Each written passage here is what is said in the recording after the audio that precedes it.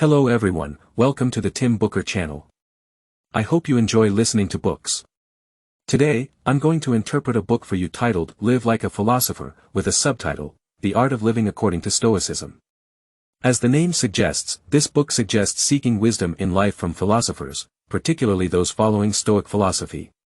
You might wonder, why turn to philosophers for guidance? The book argues that without philosophy, there's a risk of our lives going astray. It may sound a bit alarmist, but when we reflect on familiar situations in daily life, you might understand. A common issue we face is not knowing what we are truly busy with. At certain milestones in life, we feel we've rushed through a stage, yet there's an inner sense of emptiness and difficulty recalling truly valuable actions. We feel lost, anxious, and generally dissatisfied with life, which is what the book refers to as going astray. The book explains that the root of this problem lies in not seriously contemplating what we hope to gain from life. This is where philosophy comes in. Life philosophy aims to help us answer two questions. First, what kind of life pursuit is most valuable, and second, what should we do to achieve it? In this book, you'll find profound answers to these questions. However, with so many philosophical schools, why does the book recommend Stoicism? To answer this, we have to talk about the author of the book, William Irvine, a philosophy professor at Wright State University in Ohio, USA. Unlike the typical image of a university philosophy professor, Irvine is interested not in purely theoretical work but in how philosophy can help us live better in practice. Irvine's encounter with Stoicism was quite serendipitous.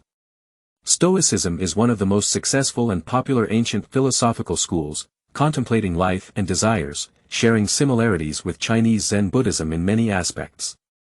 In his study on desire, Irvine approached Stoicism and, through personal practice, discovered that Stoic philosophy had excellent guiding and healing effects on contemporary individuals entangled in daily affairs.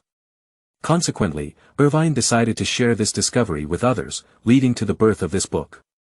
In Live Like a Philosopher, Irvine, with the wisdom of Stoicism, has written a modern life guide to tell us how to lead a good life. Next, I will interpret this book for you in two parts. In the first part, I will explain the Stoic school's unique understanding of life issues, presenting tranquility as a worthwhile life goal and clarifying why this pursuit remains important for us today.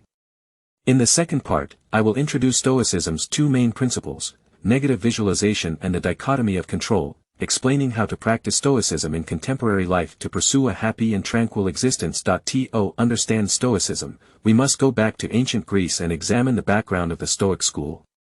As we know, the origins of Western philosophy lie in ancient Greece, where philosophy was a popular discipline. Affluent parents often provided their children with education from philosophers. For instance, the renowned philosopher Aristotle once served as the family tutor to Alexander the Great. However, many couldn't afford private tutors, so they opted to send their children to philosophy schools. Philosophy schools in that era differed significantly from today's university philosophy departments. At that time, the core focus of many philosophy schools was life philosophy. Philosophers expected their students to apply what they learned in practice rather than merely engage in speculative thinking. Therefore, learning in philosophy schools resembled a form of cultivation rather than simple knowledge transfer. Stoicism emerged in this context, standing out among various philosophical schools at the time and becoming one of the most popular schools. The reason lies in their ability to provide more compelling answers to life's questions. Some philosophical schools' principles may sound unappealing, especially to contemporary individuals, like the famous Cynic school. The Cynics believe that to lead a good life, one must learn to accept near complete destitution. Consequently, most Cynic philosophers lived in poverty, bordering on self-inflicted hardship. The most well-known philosopher of the Cynic school, Diogenes, reputedly lived in a barrel. When Alexander the Great offered him assistance, Diogenes requested that Alexander step aside, claiming he was blocking his sunlight. While the Cynics had a seemingly extreme stance, it harbored a profound insight: relying solely on desire fulfillment for a good life would lead us to be perpetually held hostage by insatiable desires. Stoicism embraced this insight but felt there was no need for such extremes. They believed in enjoying the good things life offers, including friendship and wealth, as long as one doesn't cling tightly to these good things. This difference in philosophy also resulted in different audience demographics. The ascetic nature of cynicism is reflected in representations of its proponents as almost resembling vagabonds. In contrast, Stoicism, being more accepting of life's pleasures, naturally appealed to a broader audience. As a result, prominent Stoic figures spanned various social classes, assuming vastly different societal roles. Among Stoic philosophers, the highly esteemed Marcus Aurelius was the emperor of the Roman Empire, while the humble Epictetus came from a slave background. Another Stoic representative, Seneca, had a multifaceted identity in a tumultuous life, a playwright, essayist, banker, family tutor to the emperor, chief advisor, and even an exile on a deserted island. This diversity illustrates that Stoicism can be applied by people of various backgrounds and situations. Practicing Stoicism doesn't require abandoning everything or overturning your life. In the eyes of the author of this book, William Irvine, Stoicism can even be applicable to people of different religious beliefs due to its sufficient compatibility. Moreover, practicing Stoicism doesn't demand allocating a significant amount of time for deliberate exercises. As the author puts it, Stoicism requires us to regularly reflect on our lives, and these moments of reflection can generally be squeezed into the fragments of our daily lives, such as when we're stuck in traffic or, as Seneca suggests, lying in bed waiting for sleep to come.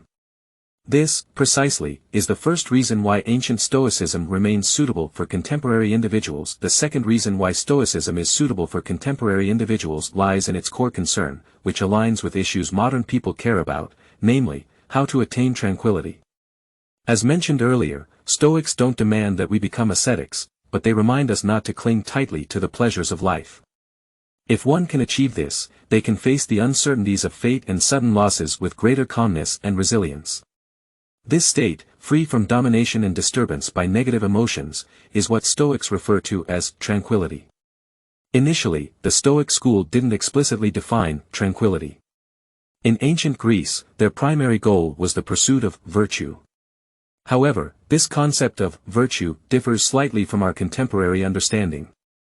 Today, when we speak of virtue, we often think of noble virtues and respected moral role models. In ancient Greece, the basic meaning of virtue was to fulfill its intended function. For example, a sharp knife that fully performs its cutting function is considered a virtuous knife. Similarly, a virtuous person is one who fully realizes their human potential, such as utilizing reasoning capabilities to become a rational individual. However, the term virtue is somewhat abstract. Therefore, during the Roman period, Stoic philosophers modified their goal, shifting away from emphasizing virtue and instead advocating the pursuit of tranquility. According to the author William Irvine, the goal of attaining tranquility is more meaningful for contemporary individuals. Modern people often grapple with negative emotions that disrupt tranquility and may even lead to mishaps. For example, anxiety is a prevalent negative emotion discussed widely on the internet today, associated with issues like mental exhaustion, social anxiety, and insomnia. Irvine himself experienced disturbances from such negative emotions, but after practicing Stoicism, he found healing. Not only did his anxiety diminish, but he also became more composed when facing unexpected challenges in life, instead of losing emotional control. However, Stoicism faces a major misconception related to this aspect. Observers sometimes assume that Stoic philosophers achieve their calm demeanor by suppressing or numbing their emotions, portraying them as emotionally detached or indifferent to life. This is a misunderstanding. Stoics don't achieve tranquility by suppressing or distancing themselves from emotions. Instead, they use rational analysis and a deep understanding of the world to naturally dissolve negative emotions. The dissolution of negative emotions, in turn, contributes to a more positive emotional experience. As a result, Stoic philosophers often appear cheerful and optimistic, valuing happiness and enjoying the pleasures of life. They embody a proactive attitude, facing life directly rather than avoiding it. Prominent Stoic figures like Marcus Aurelius, the emperor-philosopher, Epictetus, the slave philosopher, and Seneca, who experienced the highs and lows of life, exemplify this proactive Stoic characteristic. For instance, Marcus Aurelius actively governed and achieved significant success. As a ruler, he practiced self-discipline, governed justly, and quelled numerous rebellions, ultimately stabilizing the Roman Empire. This demonstrates that tranquility doesn't hinder the cultivation of positive qualities. Instead, it may create better conditions for nurturing such qualities. Irvine states, as I read the biographies of these Stoics, I found myself admiring them. They were courageous, calm, rational, and had self-discipline, characteristics I wanted to have. They also believed that fulfilling our duties and helping our fellow human beings were crucial, values that resonate with me. For contemporary individuals, the tranquility advocated by Stoic philosophers is a worthwhile life goal. Tranquility not only leads to greater happiness but also makes it more likely for individuals to possess the admirable qualities displayed by Stoics. So, as modern individuals, how can we pursue the tranquility described by Stoic philosophers? In this book, Irvine emphasizes a series of methods and techniques to help us attain tranquility. For example, how should we face insults, anger, and sadness? How should we understand fame, relationships, and our social responsibilities? How can we confront the inevitable challenges of life and death? While these questions may seem scattered, the book provides two essential principles: negative visualization and the dichotomy of control. These principles enable us to identify the common root of these complex issues and, consequently, achieve tranquility. What are negative visualization and the dichotomy of control? Before answering this question, let's examine the Stoic philosophers' diagnosis of our lives. Stoic philosophers believe that the two main reasons for human unhappiness are, firstly, insatiable greed and, secondly, worrying about things beyond our control. Insatiable greed is relatively easy to understand. It stems from the infinite nature of human desires. What about worrying about things beyond our control? Consider the fable of the man from Chi who feared the sky falling. In this story, the protagonist had an odd mentality, constantly worrying about the sky collapsing. The ancient tale criticizes this kind of baseless self-disturbance. How could the sky possibly fall? However, interpreting from a different perspective, the story implies that worrying about uncontrollable events is not only futile but also torturous. In our daily lives, we often worry about things we can't control, desiring an ideal outcome but acknowledging our lack of influence over it. As a result, we experience anxiety, uncertainty, and even fear. This type of worry is linked to the blind pursuit of desires. In summary, Stoic philosophers propose the method of negative visualization to address the infinite nature of desires. William Irvine suggests that human unhappiness is largely due to our lack of contentment. This lack of contentment is driven by a psychological mechanism known as the hedonic treadmill. This phenomenon refers to the quick loss of desire and the subsequent feelings of boredom and flatness after obtaining something we initially longed for. Soon after achieving a goal, the desire diminishes, prompting us to seek newer and greater desires. Recalling moments in life, entering a dream university, stepping into an ideal job, experiencing beautiful love, we may reflect on the initial excitement and joy, wondering when the dullness crept in. Some even experience a profound sense of boredom the moment they attain what they've longed for. This is precisely what the book terms as being trapped on a treadmill of satisfaction. Subconsciously, we believe that once we achieve a goal, we'll be immersed in happiness. However, the issue is that, once our desire for something is satisfied, we quickly adapt to the feeling of having it, no longer yearning for it as intensely as at the beginning. This cycle persists, and eventually, we find ourselves perpetually dissatisfied with life. Therefore, the key to happiness lies in breaking this cycle. William Irvine has an interesting notion. He suggests that while we often crave what we don't have, for true happiness, we must learn to appreciate what we already possess. This might sound peculiar, but consider this example. Picture yourself as a bedridden person. Many of us have had similar experiences, where, temporarily unable to speak or get out of bed, we envy the seemingly carefree people outside the window. In that moment, the ability to move freely appears to be a great source of happiness. This example illustrates how disasters can shake people out of numbness, making them realize the preciousness of ordinary things and the joy of having them. Of course, we can't expect disasters to awaken our appreciation for the everyday, but Stoics recommend negative visualization, imagining the worst outcomes in life. This stems from the Stoic insight that everything we currently have is borrowed from fate and can be taken away at any moment. Moreover, we all arrive and depart from this world in the nude. Realizing this, we can find great happiness in having the simple things in our daily lives. In other words, negative visualization awakens our appreciation for and enjoyment of the ordinary. If we can find happiness in what we already possess, we can better maintain tranquility or, in other words, happiness. Concerns may arise about negative visualization turning us into pessimists. However, Irvine argues that, in fact, negative visualization transforms individuals into mature optimists. It teaches us to be grateful for the half-full glass rather than complaining about the half-empty glass. Additionally, negative visualization makes us more aware of the transient nature of people and things around us, leading us to cherish the time we have with them and avoid regrets when they depart. For example, faced with the pain of losing a child, parents who haven't experienced negative visualization may take their child's presence for granted, neglecting active involvement in their child's life. When the child is lost, their inner turmoil will be accompanied by greater regrets. Having discussed the infinite nature of desires, let's now delve into the blind pursuit of desires. Stoics don't advocate passive acceptance of life. Therefore, while negative visualization helps us appreciate what we have, actively seeking changes in life or pursuing specific goals may encounter the second challenge, blind pursuit of desires. Here, blindness refers to our attempt to control the development of things we care about, often beyond our control. This blind desire for control can lead to distress or suffering, disrupting our tranquility. Epictetus provides a simple and direct response to this: happiness and the pursuit of what you don't have are impossible to connect. In other words, to attain what you desire, a better approach is to seek only what you are certain to obtain. While this may sound cliché, the wisdom it conveys is that you should redirect your desires or thoughts to areas where you feel a sense of control, thereby reducing or eliminating the negative emotions associated with unattainable goals. What does this mean? Take the example of the man from Chi who feared the sky falling. In this story, the man worried about the sky collapsing, expressing his desire to ensure that it wouldn't.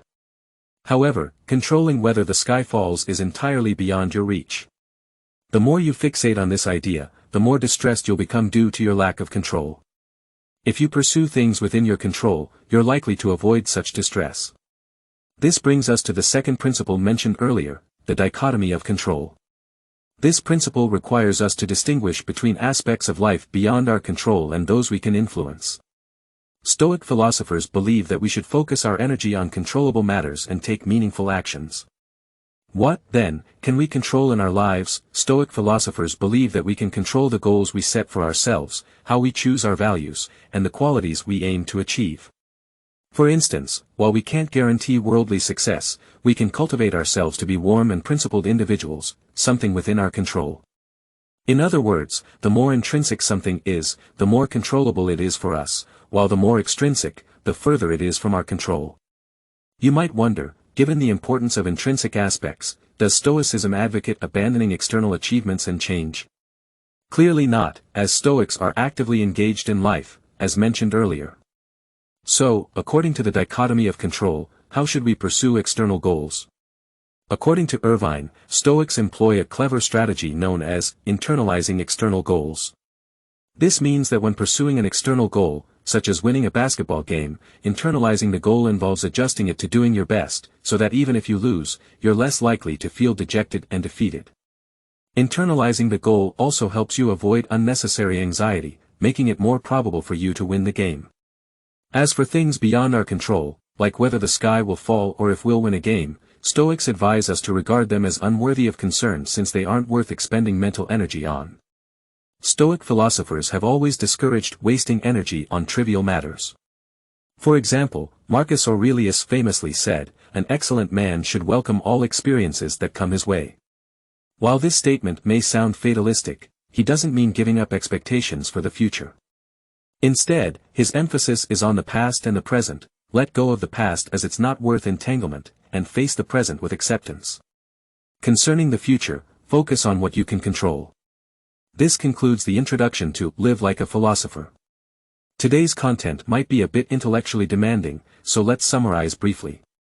Contemporary challenges often share commonalities, such as a lack of reflection on life goals, leading to a sense of aimlessness and dissatisfaction amid busyness. In response to these challenges, the author, Irvine, presents answers from Stoic philosophers. For Stoic philosophers, the worthwhile pursuit in life is tranquility, a goal nearly self-evident in its reasonableness, as nobody would deny that tranquility contributes to a happier life. To achieve tranquility, they propose a series of methods, with the most representative being negative visualization and the dichotomy of control.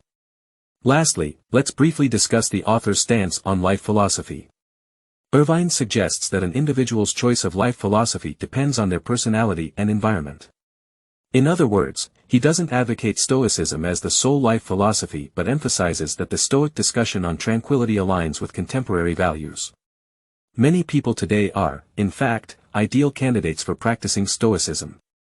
If you find it challenging to sustain a solid joy in your life, Stoicism can be a healing remedy.